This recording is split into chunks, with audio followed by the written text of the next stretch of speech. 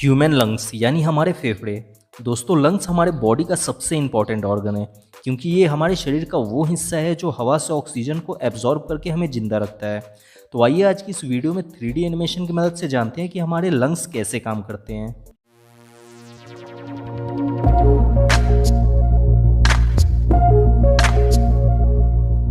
दोस्तों, हम ये बात तो जानते हैं कि हमारा शरीर छोटी छोटी कोशिकाओं यानी सेल से मिलकर बना है और हमारे बॉडी के हर सेल्स को जिंदा रहने के लिए ऑक्सीजन की ज़रूरत होती है। हमारे बॉडी में ऑक्सीजन को कैरी करने का काम हमारे ब्लड में मौजूद रेड ब्लड सेल्स करते हैं। रेड ब्लड सेल्स हमारे लंग्स से ऑक्सीजन को लेकर बॉडी के हर सेल्स तक पहुंचाते हैं और उनसे कार्बन डाइऑक्साइड लेकर वापस लंग्स में छोड़ देते हैं। हमारे लंग्स स्पंजी टिश्यू के बने होते हैं। जिस तरह से स्पंज से हवा निकाल देने से वो बिल्कुल सिकुड़ जाते हैं और हवा भरने पर फूल जाते हैं, ठीक इसी तरह से हमारे लंग्स भी होते हैं। जब हम सांस लेते हैं तब ये फूल के बड़े हो जाते हैं और जब हम सांस छोड़ते हैं तो ये पिचक जाते हैं। हमारे बॉडी में दो लंग्स होते हैं जिन्हें रिब्स यानी पसलियाँ प्रोटेक्ट करके रखती है। दोनों लंग्स के बीच में हमारा दिल होता है। हमारे दोनों लंग्स बराबर नहीं होते हैं। राइट वाला लंग्स लेफ्ट वाले लंग्स से थोड़ा सा बड़ा होता है।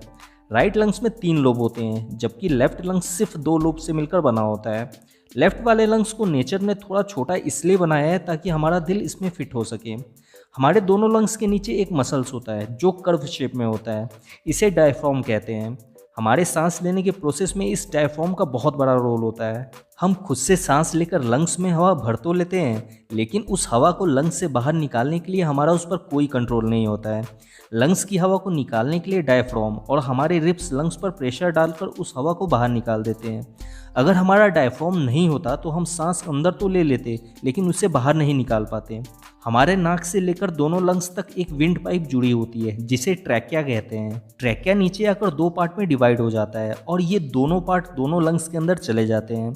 लंग्स के अंदर ट्रैकिया पेड़ की शाखाओं की तरह बहुत सारे हिस्सों में बढ़ जाता है जिन्हें ब्रोंकाइल कहते हैं। इन ब्रोंकाइल्स के लास्ट में गोल शेप के बहुत सारे एयर बैग होते हैं जिन्हें अल्वेओली कहते हैं। यही अल्वेओली हवा से ऑक्सीजन को एब्जॉर्ब करने का काम करते हैं। अल्वेओली के ऊपर बहुत सारे ब्लड कैपिलरीज होते हैं। तो फाइनली चलिए अब देखते हैं कि हमारे लंग्स कैसे काम करते हैं।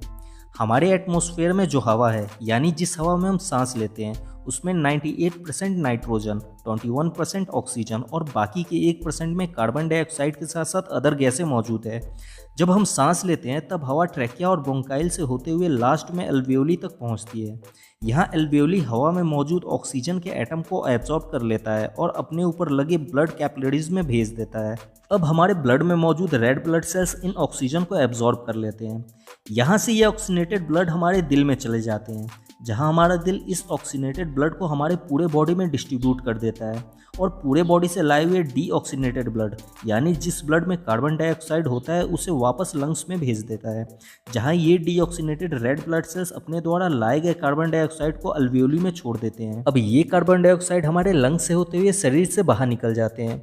अब अगर आप ये जानना चाहते हैं कि हमारा दिल कैसे काम करता है तो आप हमारे इस वीडियो को